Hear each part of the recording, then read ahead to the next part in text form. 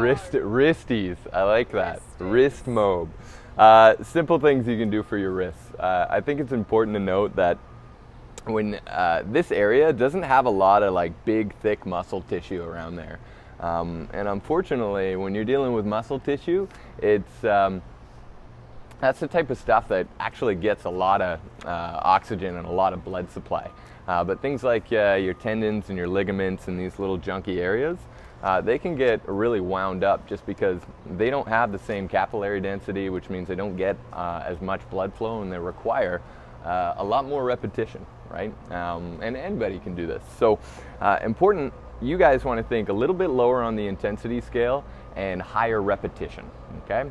So one of my favorite things here is to actually just start by finding a position where you can set your hands down and twist them around. So I like to pivot around the pinky here, leading around clockwise with the right arm, leading around counterclockwise with the other arm, okay?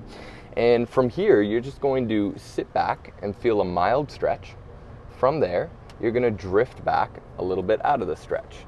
Now, if this is really tough for you to get into, you put it around and you feel like you're just gonna snap some things off, what you can do is just spin one around, move the other arm forward, which will allow you to get just some better leverage and allow you just to work the one side.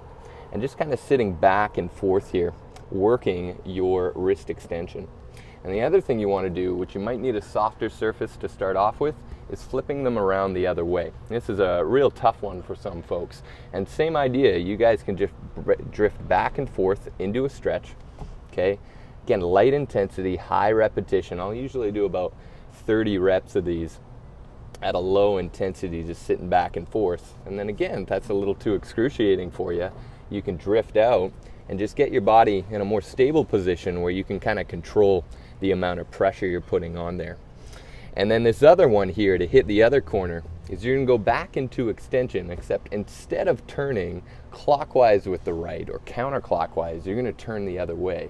So you spiral around the other way. This is usually a real tricky one for some folks as well.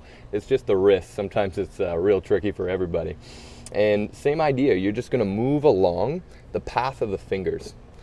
Just actively moving into a little bit of a stretch and then floating back. Very high repetition, low intensity, and again, choose something that you can gather these repetitions in. It's not about going hard and trying to pry through that stuff. It's just really shopping around your wrist, giving it a little bit of love.